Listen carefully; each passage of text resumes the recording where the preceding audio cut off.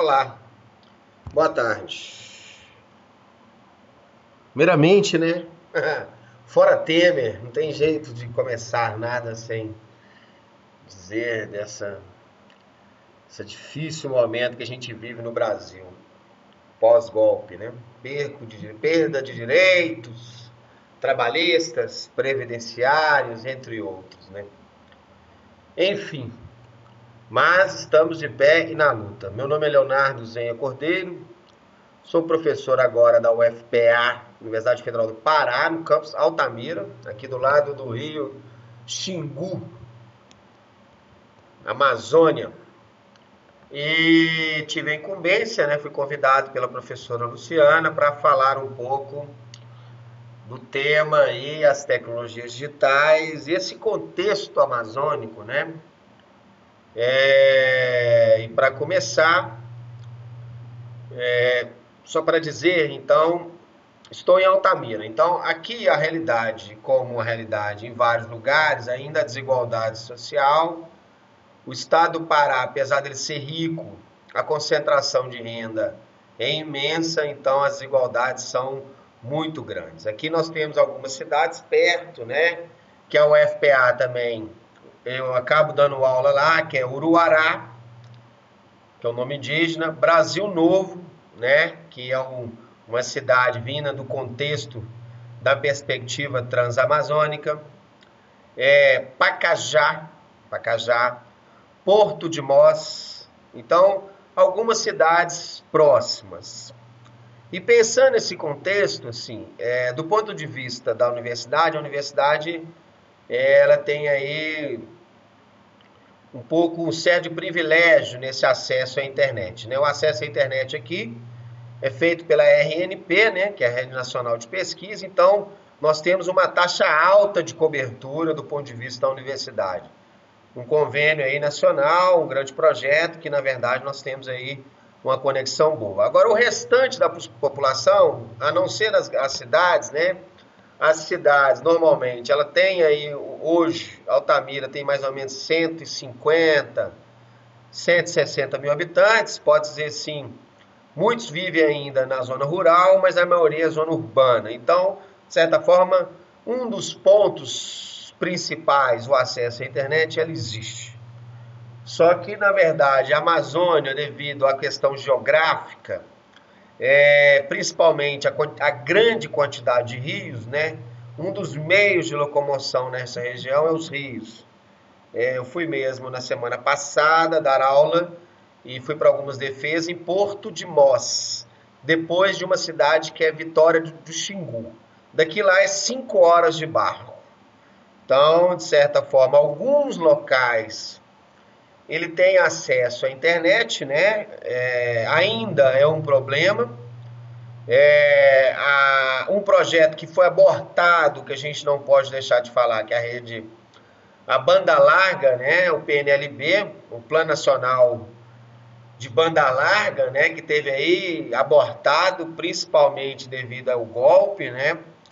Então foi um projeto, de certa forma, e a gente está vendo aí outras empresas brasileiras que tinham como essa perspectiva o acesso, né, como até a mesma Eletrobras, que é o acesso à energia, nós estamos vendo esse desmonte. Mas voltando ao contexto da internet,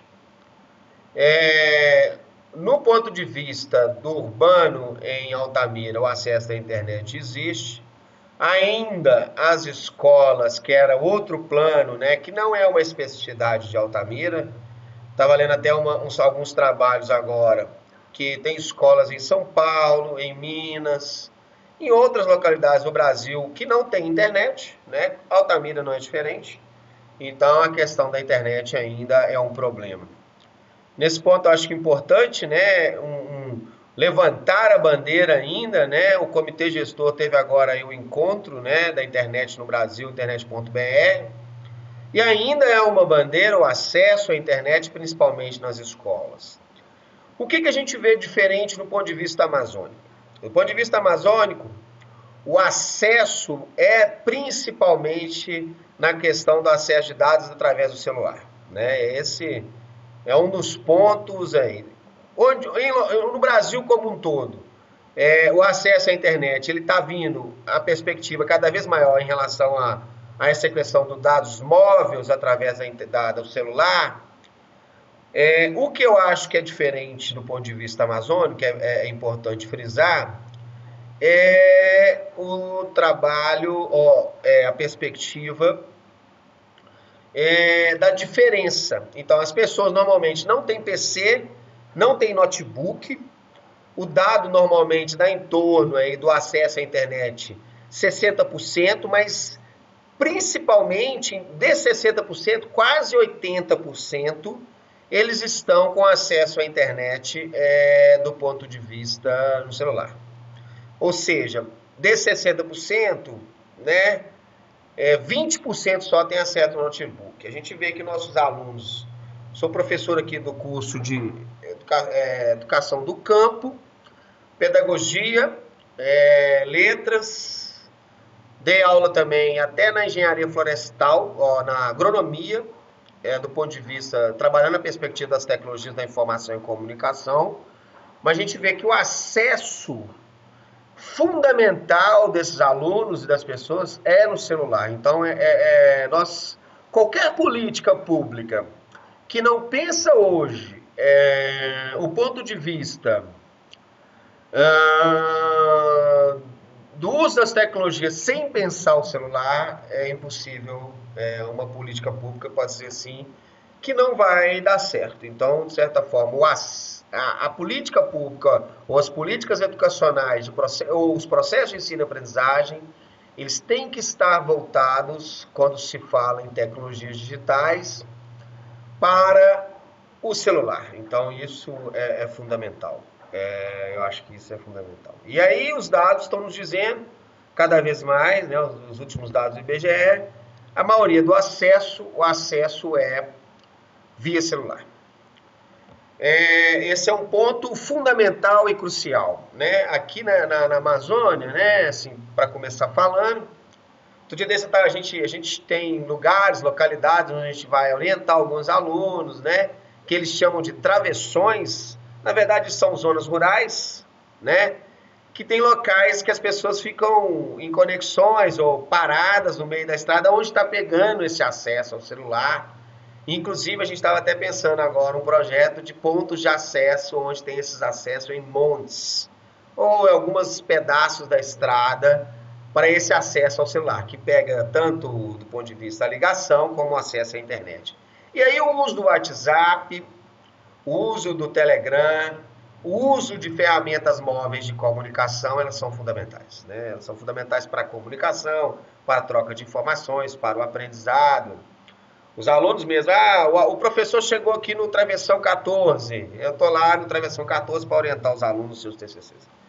Então, as trocas de informações com perspectiva da informação, mas com perspectiva de aprendizagem, né? Isso é fundamental hoje, nos dias de hoje. Não sei se está ficando entendível, né?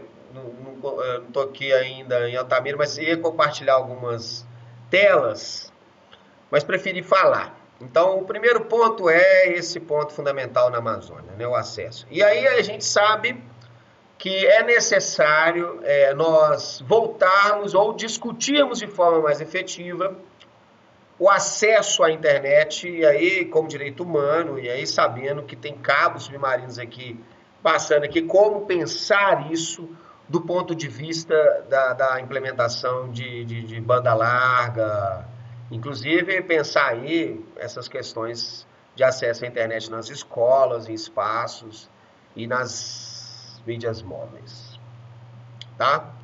Esse é o primeiro ponto que eu acho que é importante ser frisado. Eu vou tomar um caminho, que é um caminho que eu acho importante, já que é um seminário internacional, um seminário também que vai discutir a pesquisa, falar um pouco das minhas pesquisas, por onde elas estão caminhando. Tem dois projetos, um voltado aí principalmente para a juventude nas escolas e um outro voltado para o território e tecnologias. O das escolas, o que eu chamo a atenção é que essa juventude ela tem se apropriado de forma importante, criativa, independente do território, né? Independente de onde esteja. Nós estamos aqui no meio do Xingu, os alunos estão discutindo também a homofobia, o racismo, o machismo e a sua participação nas internet, nas redes sociais. E aí com as mídias hegemônicas ou as plataformas hegemônicas como Google e Facebook. O que eu acho que tem que ser colocado é como superar essas plataformas hegemônicas no qual os jovens estão inseridos. Não tem jeito também da gente sair dessas plataformas hegemônicas no qual esses jovens estão inseridos. Então, eu estou aqui com um projeto nessa escola, principalmente, isso é um projeto de ensino, pesquisa e extensão, e aí, discutindo um pouco essa relação. E aí, um ponto importante de ser dito, estou trabalhando um pouco com essa perspectiva da metodologia da bricolagem, ou a partir aí de uma professora da UERJ, né, que eu gosto muito e tenho acompanhado muito, que é essa perspectiva da pesquisa, dessas multireferencialidade, né? Então, os jovens, eles estão trabalhando no cotidiano, mas eles estão na rede, mas eles estão nas praças, eles estão nas ruas, eles estão discutindo suas questões. Não tem jeito de não negar isso. E o que eles trazem muito do ponto de vista das tecnologias, e aí de outro conceito importante, que é da cybercultura e da cultura digital, e eles estão fazendo isso, né? Fazem transmissões, fazem trocas, criam grupos, eles estão nesse processo. Como que a gente ainda não percebe essa perspectiva multirreferencial, como a escola ainda trabalha com um currículo muito fechado, e não percebe essas outras questões que são transversais, como as discussões sobre o machismo, sobre a homofobia, sobre a transfobia e todos os seus debates que estão presentes, o namoro, os seus encontros, a cultura do rap, a cultura do hip hop e todas as questões que envolvem as juventudes. Então, o que a gente vem percebendo é essa dificuldade ainda da escola trabalhar. Claro que isso hoje, inclusive teve um caso dentro desse projeto, que a escola ultrapassou todos ultrapassa, de certa forma, querendo ou não querendo, os muros, né, como diria Paula Sibilia, né, que é outra autora aí da área, que até gosto, mas tem aquelas divergências que eu acho que a escola ela já está aberta, né? Então, independente da escola querer, ela não vai ter muro mesmo, ela vai estar, os alunos estão em conexão, os professores estão em conexão, os diretores estão em conexões, o cantineiro está na conexão, então todo mundo está na rede, está discutindo. E quando tem internet, quando a internet chega, ele vai parar e vai trocar uma ideia, né? Então, ele vai discutir, ele vai estar no WhatsApp, ele vai estar no Facebook, em outras plataformas, né? Como o Snapchat, essas outras, todas as plataformas, Pinterest, todas as outras. Então, como pensar uma das questões, as relações para além desses muros que já estão todos, como diria Paulo Silva, eles já estão furados. Então, para mim, eles já estão no chão. Então, eles estão nessas conexões. Então, isso é um dos pontos importantes desse primeiro projeto, né? O outro projeto, que é muito mais, até inclusive é junto com a UFMG, junto com a UENG também, que é essas perspectivas, como as pessoas trocam.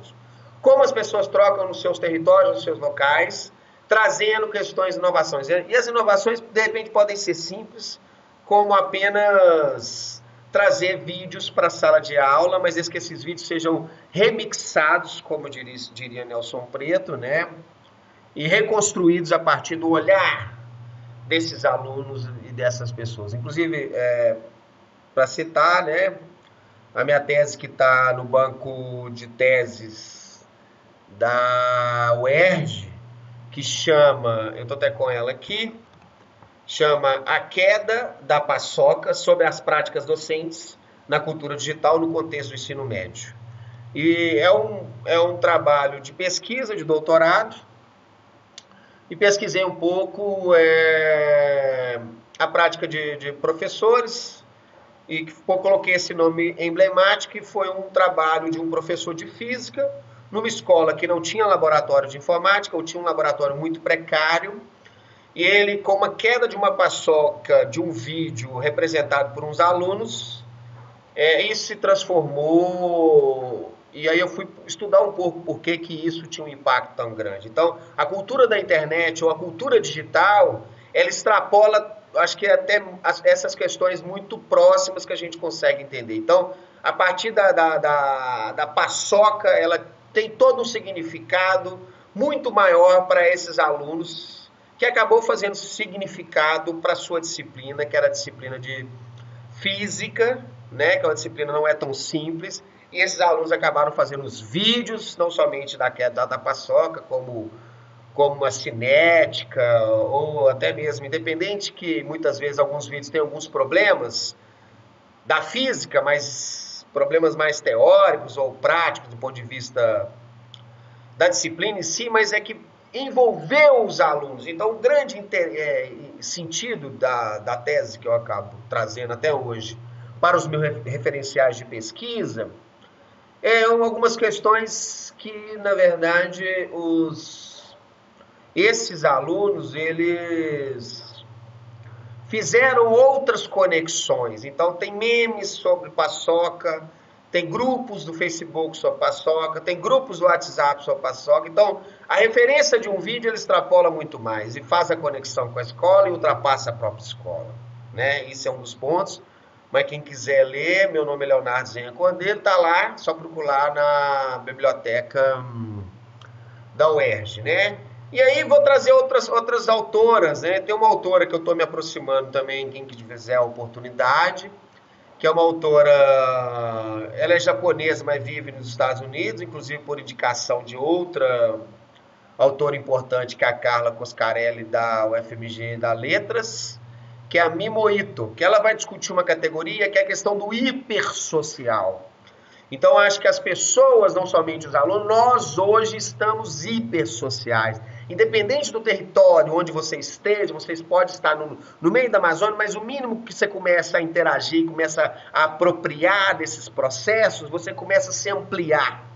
E essa ampliação se faz em todos os espaços, do lazer, da cultura, do amor, de shows, música. Então, nós viramos essa hipersocial, com todos os ônus que isso vai acarretar, né? Que não é somente, como diria Pierre Levy, na perspectiva da cybercultura, não é uma perspectiva do impacto, né? A Lúcia Santaella também vai dizer um pouco disso, né? Que não é somente a perspectiva desse impacto, é a perspectiva muito mais que está entranhado em nós. Então isso já faz parte do nosso contexto, já vai fazendo parte. Cada vez mais que isso já está dentro de nós, né? Já está mais, ele já vai, nós vamos vivenciando isso, não é algo fora. Isso é fundamental para a gente pensar, né?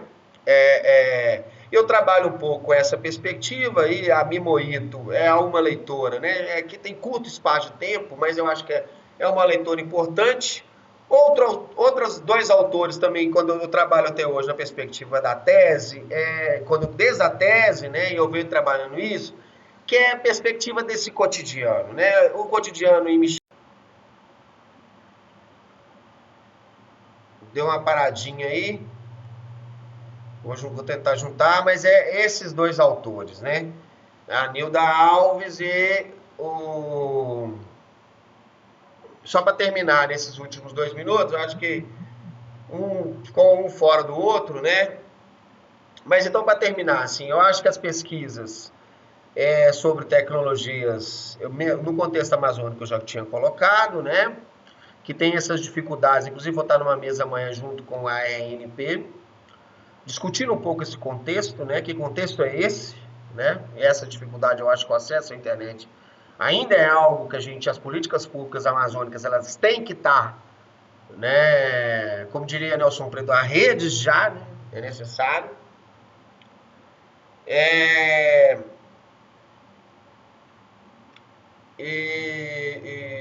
Mas voltando, que é a questão do cotidiano, uma categoria para mim super importante, não tem jeito de não pensar. Para pensar a internet hoje, para pensar as tecnologias digitais, para pensar isso é trabalhar com esse cotidiano. Quem são essas pessoas, o que elas usam? Elas estão usando o WhatsApp, elas usam o Facebook, elas usam o Pinterest, elas usam o Snapchat, elas usam o YouTube, o que que elas usam? Então, o cotidiano, e o que que esse cotidiano vai trazendo? O que que ela está discutindo? O que que ela está discutindo nessas redes? E a outra questão que eu acho que é importante é essa questão multirreferencial, né? Que não tem jeito de pensar que nós vivemos nesse contexto multirreferenciado. Então, para pensar o sujeito, as tecnologias, quais são as múltiplas referências que nós temos, né? É o contexto da escola, da família, das redes, quais redes, das suas localidades próximas, dos seus grupos, de todo o seu contexto, tá ok? Agradeço e quem quiser e precisar pode entrar em contato. Eu estou no Facebook como Leon Zen, estou também leozen@gmail.com e estamos no Twitter também, né, Leozenha, e vamos à luta, né, nesse contexto tão difícil, né, e fora Temer. Obrigado.